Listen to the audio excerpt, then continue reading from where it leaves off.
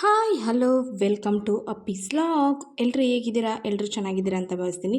ನೋಡಿ ಗಾಯ್ಸ್, ಇದು ನಾನು ಮೀಶೋದಲ್ಲಿ ತೊಗೊಂಡಿದ್ದೆ. ನಾನು ಅವತ್ತು ತೋರಿಸಿದ್ನಲ್ಲ ನಿಮಗೆ. ಸೊ ಅದೇ ಇದು ಕ್ರಾಪ್ ಟಾಪು. ಸೊ ಜೀನ್ಸಿಗೆ ಚೆನ್ನಾಗಿ ಕಾಣಿಸಿದೆ. ದಾವಣಗೆರೆಗೆ ಹೋಗೋಣ ಅಂತ ಹೊರಟಿದ್ವಿ ಗಾಯ್ಸ್. ನಾವು ಯಾಕೆ ಹೋಗ್ತಿದ್ದೀವಿ ಏನು ಅಂತ ಇನ್ಫಾರ್ಮೇಷನ್ ಎಲ್ಲ ನಿಮಗೆ ನೆಕ್ಸ್ಟ್ ವಿಡಿಯೋದಲ್ಲಿ ತಿಳಿಸ್ಕೊಡ್ತೀನಿ ಗಾಯ್ಸ್. ನೋಡಿ, ಸಂಡೇನೇ ಸ್ವರ್ಗ ಆಗಿಬಿಟ್ಟಿದೆ. ಬೆಳಗ್ಗೆನೇ ಎಂಥ ಫಾಗ್ ನೋಡಿ ಗಾಯ್ಸ್, ಎಷ್ಟು ಚೆನ್ನಾಗಿದೆ. ಯಪ್ಪ, ನನಗೆ ಸ್ಕೂಟಿಲಿ ಬರ್ತಿದ್ದೀನಲ್ಲ, ಏನೋ ಒಂಥರ ಸ್ವರ್ಗದಲ್ಲಿ ಬರ್ತಿದ್ದಾನೇನೋ ಅನ್ನೋ ಫೀಲ್ ಆಗ್ತಾಯಿತ್ತು ಗಾಯ್ಸ್. ಅಷ್ಟು ಚೆನ್ನಾಗಿತ್ತು. ನಮ್ಮ ಪಿಂಕನ್ನ ಅವ್ರ ಮನೆಗೆ ಬಿಟ್ಟು ಹೋಗೋಣ ಅಂತ ಬಂದಿದ್ದೆ ಗಾಯ್ಸ್. ಬೆಳಗ್ಗೆನೇ 8 ಗಂಟೆ ಆಗಿತ್ತು ಗಾಯ್ಸ್. ಸಖತ್ತಾಗೇ ಇತ್ತು ಫಾಗ್ ಮಾತ್ರ. ಎಷ್ಟು ಚೆನ್ನಾಗಿತ್ತಲ್ಲ. ಇದೇ ಥರನೇ ಈವ್ನಿಂಗ್ವರೆಗೂ ಇರಬೇಕು ಅಂತ ನನಗೆ ಅನಿಸ್ತಿತ್ತು ಗಾಯ್ಸ್. ಬಿಸಿಲೇ ಬೇಡ ಅನಿಸ್ಬಿಟ್ಟಿತ್ತು. ಈಗಂತೂ ಭಾಳ ಸಮ್ಮರ್ ಆಗಿಬಿಟ್ಟೆ, ಭಾಳ ಇದಾಗಿಬಿಟ್ಟಿದೆ. ನೆಕ್ಸ್ಟ್ ನಾವು ಬಂದಿದ್ವಿ ಮೆಲೆಬೆನ್ನೂರಿಗೆ. ಆಟೋ ಹೊತ್ಕೊಂಡು ಬಂದೆ, ಅವ್ರು ಗಾಡೀಲಿ ಬಂದರು ಗಾಯ್ಸ್. ಸೊ ಟಿಫನ್ ತಿನ್ನೋಣ ಅಂತ ಬಂದೆ. ಸೊ ಟಿಫನ್ ಪಲಾವ್ ತೊಗೊಂಡಿದ್ದೆ. ಸುಧಾ ಹೋಟ್ಲು ಪಲಾವ್ ಹೇಳ್ಬೇಕಾ, ಸೂಪರಾಗೇ ಇರುತ್ತೆ ಗಾಯ್ಸ್. ನನ್ನ ಫೇವ್ರೇಟ್ ಹೋಟೆಲ್ ಅಂತಲೇ ಹೇಳ್ತೀನಿ. ಅವರಿಬ್ಬರು ಇಡ್ಲಿ ತೊಗೊಂಡ್ರು, ನಾನು ಪಲಾವ್ ತೊಗೊಂಡೆ. ನೆಕ್ಸ್ಟ್ ಅದರ್ವೈಸ್ ನಾವು ಬಸ್ ಸ್ಟ್ಯಾಂಡಲ್ಲಿ ಗಾಡಿ ಪಾರ್ಕ್ ಮಾಡಿದ್ವಿ. ಅಷ್ಟೊತ್ತಿಗೆ ಬಸ್ ಬಂತು ಗಾಯ್ಸ್. ನೋಡಿ, ಬಸ್ ಖಾಲಿ ಇತ್ತು. ಅದರಲ್ಲೂ ಅವತ್ತು ಮೆಲೆಬೆನ್ನೂರು ತೇರು. ನನಗೆ ಎಲ್ಲಿ ಈಗೇನೋ ಬೆಳಗ್ಗೆ ಖಾಲಿ ಸಿಗ್ತೈತಿ ಗಾಯ್ಸ್. ಬರಬೇಕಾದ್ರೆ ಎಲ್ಲಿ ನನಗೆ ರಶ್ ಇರುತ್ತೆ ಅನ್ಕೊಂಡೆ, ರಶ್ಶೇ ಇರ್ತಿತ್ತು ಗಾಯ್ಸ್. ಸೊ ರಶ್ಶೇ ಇತ್ತು. ಬರಬೇಕಾದ್ರೆ ಅಂತೂ ಕಾಲಿಡೋಕ್ಕೂ ಜಾಗ ಇದ್ದಿಲ್ಲ. ಯಾವ ಹೊತ್ನಾಗ ಹೆಂಗಾಗುತ್ತೆ ಅಂತ ಹೇಳೋಕ್ಕಾಗಲ್ಲ, ಅಷ್ಟು ರಶ್ ಇತ್ತು ಗಾಯ್ಸ್. ಹೆಂಗೋ ಸೀಟ್ ಸಿಕ್ತು, ಬಂದ್ವಿ. ಸೊ ಹೊರಟಿದ್ವಿ ನಾವು.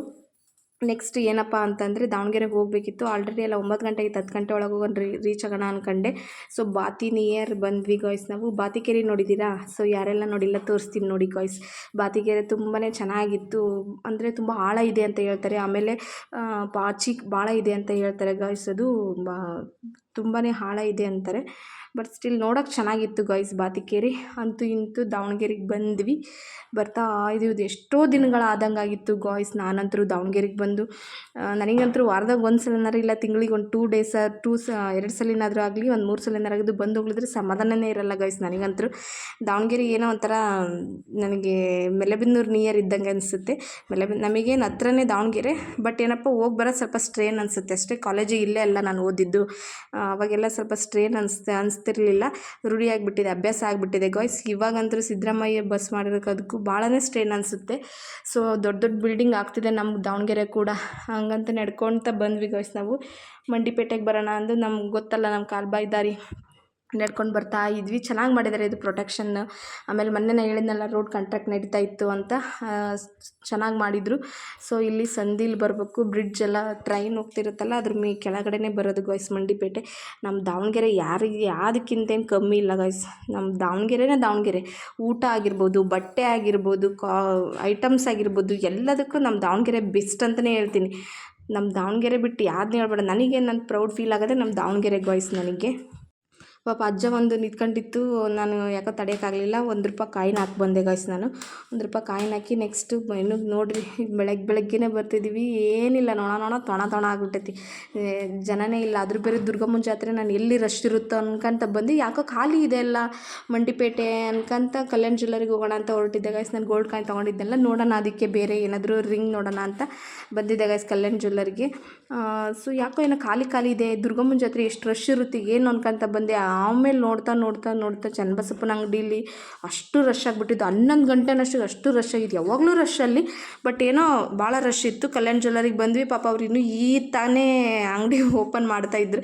ನಾನು ಆಲ್ರೆಡಿ ಬಂದುಬಿಟ್ಟಿದ್ದೆ. ಏನೋ ಒಂಥರ ಚೆನ್ನಾಗೇ ಗಾಯ್ಸ್ ಈ ಅಂಗಡಿ.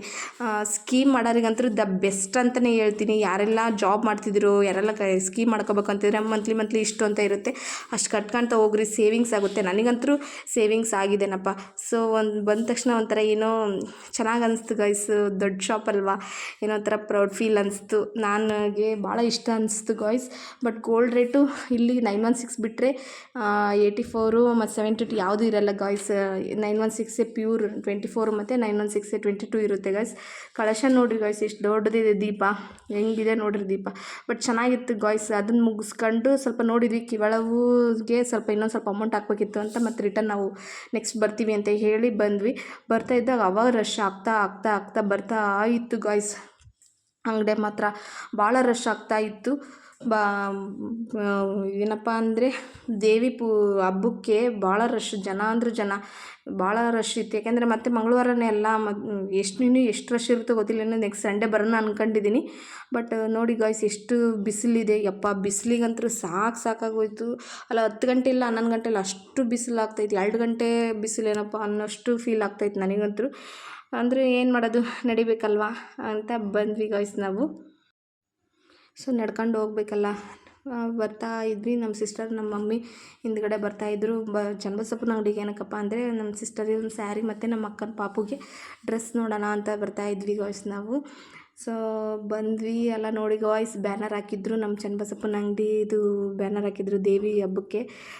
ಭಾಳ ರಶ್ ಆಗ್ತಾ ಬರ್ತಾ ಇತ್ತು. ನಮ್ಮ ಚನ್ನಬಸಪ್ಪನ ಅಂಗಡಿನೇ ಚೆನ್ನಾಗಿ. ಸ್ಯಾರಿದಲ್ಲಿ ಹೇಳ್ಬೇಕು ಅಂದರೆ ನಾ BSc ಬಿಟ್ಟರೆ ಯಾವುದೂ ಹೇಳ್ಬೇಡ್ರಿ ಗಾಯ್ಸ್, ತುಂಬ ಚೆನ್ನಾಗಿ ಅಂದರೆ ಲೆಂತ್ ಕೂಡ ಇರುತ್ತೆ, ಕ್ವಾಲಿಟಿನೂ ಇರುತ್ತೆ. ನಾನು ಚೆನ್ನೈ ಮಾಲಲ್ಲೂ ತೊಗೊಂಡಿದ್ದೀನಿ, ಬಟ್ ಚೆನ್ನಾಗಿರುತ್ತೆ. ಬಟ್ ಇಲ್ಲ ಅಂತಲ್ಲ, ಕ್ವಾಲಿಟಿ ಇದ್ದಿಲ್ಲ ಗಾಯ್ಸ್. ನಾನು ಒಂದೇ ಸಲ ಹಾಕ್ಕೊಂಡಿದ್ದು ಮೊನ್ನೆ ನನ್ನ ಸ್ಯಾರಿ, ಅದು ಕ್ವಾಲಿಟಿನೇ ಇಲ್ಲ.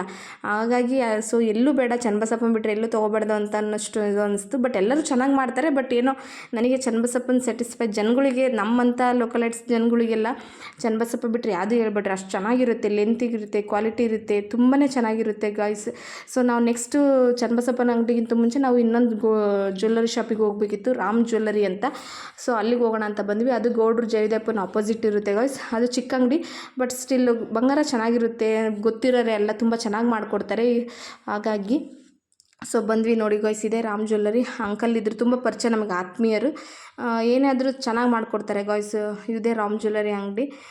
ಭಾಳ ಒಳ್ಳೆಯವರು, ಭಾಳ ಚೆನ್ನಾಗಿ ತೋರಿಸ್ಕೊಡ್ತಾರೆ. ಅದನ್ನು ಅಲ್ಲಿ ಸ್ವಲ್ಪ ಗೋಲ್ಡಿಂಗ್ ಕೇಳ್ಕೊಂಡು ನೆಕ್ಸ್ಟ್ ಬಂದಿದೆ ಚನ್ನಬಸಪ್ಪನ ಅಂಗಡಿ. 10 ಗಂಟೆ 10:30 ಆಗಿತ್ತು ನಾವು ಬರೋತ್ತಿಗೆ. ಅಲ್ಲ ಎಷ್ಟೊಂದು ಜನ ಸೇರಿತ್ತು ನೋಡಿ ಗಾಯ್ಸ್. ಯಪ್ಪ ನೆಕ್ಸ್ಟು ಕೆಳಗಿಳಿದು ಎಲ್ಲ ಶಾಪಿಂಗ್ ಮಾಡ್ಕೊಂಡು ಬರಬೇಕಾದ್ರೆ ನೋಡ್ತೀನಿ ಗಾಯ್ಸ್, ರಶ್ ಆಗ್ಬಿಡ್ತು. ಕಾಲಿಡಕ್ಕೆ ತೆರಪಿದ್ದಿಲ್ಲ, ಹಂಗಾಗ್ಬಿಡ್ತು. ಹುಡ್ರ ಡ್ರೆಸ್ಗಳು ನೋಡಿದರೆ ಒಂದಕ್ಕೊಂದು ಚೆನ್ನಾಗಿದ್ವು. ನಮ್ಮ ಪಿಂಕು ಡ್ರೆಸ್ ತಗೊಳ್ಳೋಣ ಅಂತ ಮೇಲೆ ಕೆಳಗೆ ಅಡ್ಡಾಡೋದೇ ಆಗೋಯ್ತು ಗಾಯ್ಸ್, ಅಷ್ಟು ರಶ್ ಇತ್ತು. ಅಂತೂ ಇಂತೂ ಯಾವುದೋ ಒಂದು ಸೆಲೆಕ್ಟ್ ಮಾಡ್ಕೊಂಡ್ವಿ. ಒಂದೆರಡು ಚೆನ್ನಾಗಿದ್ವು, ಪುಟ್ಟು ಚಿಕ್ಕ ಮಕ್ಕಳಿಗೆಲ್ಲ ಫ್ರಾಕ್ಗಳಲ್ಲಿ ಮಾತ್ರ ತುಂಬಾ ಚೆನ್ನಾಗಿದ್ವು ಗಾಯ್ಸ್, ಒಂದಕ್ಕೊಂದು ಚೆನ್ನಾಗಿದ್ವು. ನಮ್ಮ ಪಿಂಕು 2 ಫ್ರಾಕ್ ತೊಗೊಂಡು ನೆಕ್ಸ್ಟ್ ನಾವು ಬರೋದು 3 ಗಂಟೆ ಆಯಿತು. ಎಲ್ಲೇ ವೀರಶೈವ ಅಂತ ಹೋಟೆಲ್ ಇದೆ, ವೀರಶೈವ, ಅಲ್ಲಿ ದೋಸೆ ಚೆನ್ನಾಗಿ ಮಾಡ್ತಾರೆ. ಸೊ ಖಾಲಿ ದೋಸೆ ತಗೊಂಡು ನೆಕ್ಸ್ಟ್ ಒಂದು ಕುಲ್ಫಿ ತೊಗೊಂಡು ತಿನ್ಕೊತ ಬರೋಣ ಅಂತ ಬಂದ್ವಿ ಗೈಸ್. ಬಿಸಿಲಲ್ವಾ, ಸೊ ಹಾಗಾಗಿ ಒಂದು ಕುಲ್ಫಿ ತಗೊಂಡು ತಿನ್ಕೊಂತ ನೆಕ್ಸ್ಟ್ ನಾವು ಬಂದಿದ್ದೆ ಇದಕ್ಕೆ ಬಂದ್ವಿ ಗಾಯ್ಸ್. ಕುಲ್ಫಿ ತಿನ್ಕೊಂಡು ಬರೋಷ್ಟು ರೋಡ್ ನೋಡಿ ಗಾಯ್ಸ್, ಎಷ್ಟು ಜನ ಇದೆ, ಹೊರಗೆ ಬರೋಕ್ಕೂ ಅಷ್ಟು ಜಾಗ ಇದೆಲ್ಲ, ಹಂಗಿತ್ತು. ಸೊ ಇಷ್ಟು ಹೇಳ್ತಾ ಅಲ್ಲ ಈವ್ನಿಂಗ್ ಮುಗೀತು ಅಲ್ಲ, 5 ಗಂಟೆ 5:30 6 ಗಂಟೆ ಆಗಿ ಬಸ್ ಸಿಗಲ್ಲ ಅನ್ನೋ ಕನ್ಫರ್ಮಲ್ಲಿ ಬಂದ್ವಿ ಗಾಯ್ಸ್ ನಾವು. ಏನೋ ದಾವಣಗೆರೆಯಲ್ಲೇ ಇದ್ವಿ. ಬಸ್ಸು ಹರಿಹರದಲ್ಲಂತೂ ಸಿಗಲಿಲ್ಲ, ಭಾಳ ರಶ್ ಇತ್ತು ಗಾಯ್ಸ್. ಹಂಗಾಗಿ ಹೆಂಗಪ್ಪ ಮನೆ ಮುಟ್ಟತ್ತಿಗೆ ಒಂದು 8:30 9 ಗಂಟೆ ಆಯಿತು ಗಾಯ್ಸ್. ಇಷ್ಟೇ ಹೇಳ್ತಾ ಪ್ಲೀಸ್ ಲೈಕ್ ಮಾಡಿ, ಶೇರ್ ಮಾಡಿ, ಸಬ್ಸ್ಕ್ರೈಬ್ ಮಾಡಿ, ದಯಮಾಡಿ ನನ್ನ ಹೀಗೆ ಪ್ರೋತ್ಸಾಹಿಸಿ ಅಂತ ಹೇಳ್ತಾ ಸಾಕಾಗ್ಬಿಟ್ಟಿತ್ತು. ಬಾಯ್.